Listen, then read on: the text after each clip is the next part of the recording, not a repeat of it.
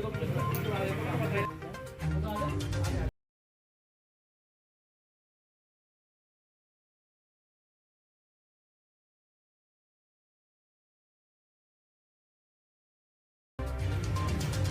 श्री राम। जय श्री राम।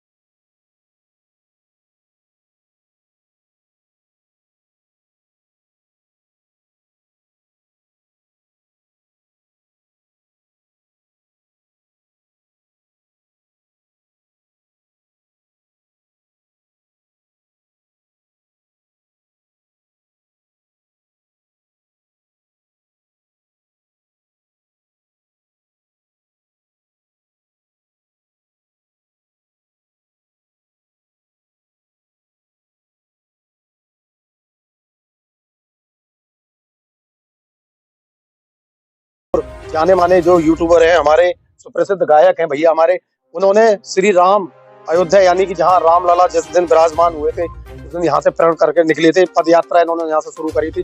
लगभग 630 किलोमीटर की यात्रा को लेकर उस यात्रा को भव्य बनाया है इन्होंने, और वहाँ वो एक ऐतिहासिक अपनी यात्रा सफल करी है इन्होंने, जो पद यात्रा निकाली। तो ये हम जानकारी लेते हैं किस प्रकार उन्होंने श्री राम के चरणों में अपनी यह अर्जी लगाई है। सर, क्या नाम है आपका?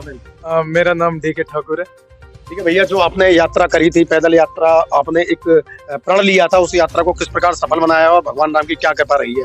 भगवान श्री राम की कृपा ये रही कि जब हम जंगीराबाद से चले थे तो हम चेयरमैन साहब और इन सभी साथियों का आशीर्वाद लेके यहाँ से निकले थे, और प्रभु की कृपा से हम 630 किलोमीटर तक का हमारा जो सफर था वो लोगों ने इतना हमारा सुंदर बना दिया, इतना सुंदर सफर कर दिया, उसको लोगों का इतना प्यार, इतना सम्मान मिला हमें रास्ते में कि हम कहीं भी 1 किलोमीटर के 500 मीटर भी हम अकेले नहीं चले। हम दोनों भाइयों ने यहाँ से जो यात्रा शुरू करी थी, वहाँ पहुँचते पहुँचते हमारे साथ और 6 से 7 लोग जुड़ चुके थे, और कदम कदम पे लोगों ने बहुत स्वागत करा, बहुत सम्मान दिया, और जितनी भी कठिनाइयां थी वो लोगों ने ना अपने साथ शामिल करके सब खत्म कर दी। चलते चलते रास्ते में किस प्रकार, मतलब बता रहे थे लोग कि एक अध्यात्मक रूप वहाँ पर आपको देखने को मिलता है, और साथ साथ चलते हुए, तो क्या संदेश देना चाहेंगे उस बारे में उन लोगों को? मैं यही कहूंगा कि देखो, बहुत सारे लोगों ने हमारी यात्रा में सहयोग दिया, और वहीं एक ऐसी घटना हमारे साथ घटी जिसकी वीडियो मैंने डाली थी सोशल मीडिया पे, बहुत वायरल हुई, बहुत लोगों ने उसको सराहा थी कि रात करीब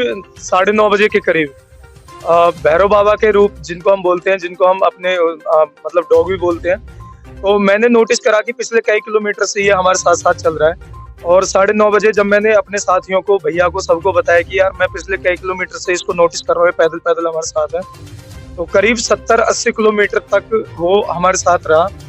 और फिर उसका नाम भी हमने, उसका नाम भगतनी रख दिया था कि भगवान की यात्रा में ये हमारे साथ शामिल है।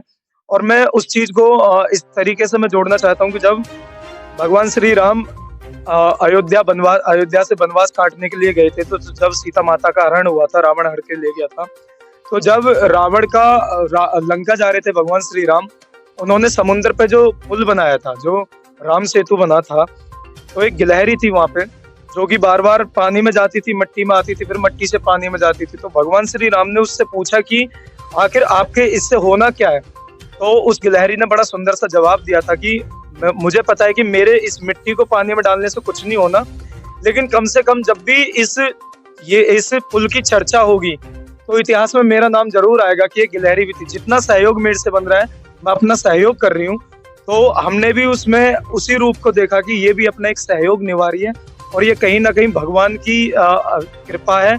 और हम इसको आस्था से इसलिए जोड़ रहे हैं कि देखो, इंसान तो सोचता है समझता है, एक जिसको हम जानवर बोलते हैं, वो जानवर अंधेरी रात में हमारे साथ 70-80 किलोमीटर चलना ये कोई आम बात नहीं हो सकती। ये भगवान श्री राम की ही कृपा है।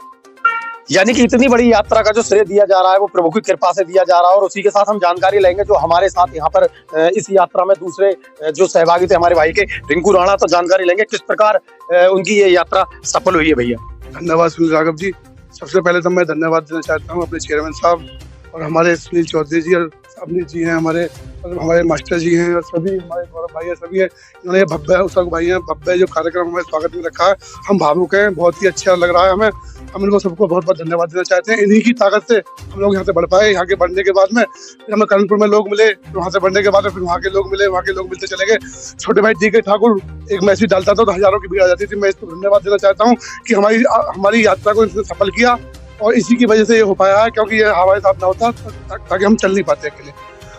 जैसे हमारी जो ये 500 साल की तपस्या थी, हमारे पुरखे, हमारे न जाने कितने साधु संत और न जाने कितने कार सेवकों की हमें इसमें हत्या हो गई।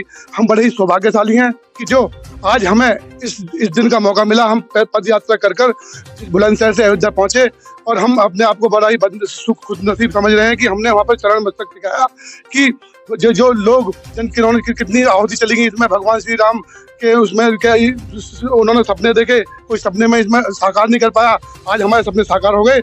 हमने उनकी जो आज हम प्राण प्रतिष्ठा में पहुंचे, हमने उनके चरण लिए तो हम आप धन्य हो गए। हमें बहुत अच्छा लगा, बहुत ही हम बहुत भाग्यशाली हैं जो हम वहाँ पहुंचे और हमारी पीढ़ी इस चीज़ को देख पा रही है। बहुत ही हमारे लिए बहुत ही खुशी की बात है।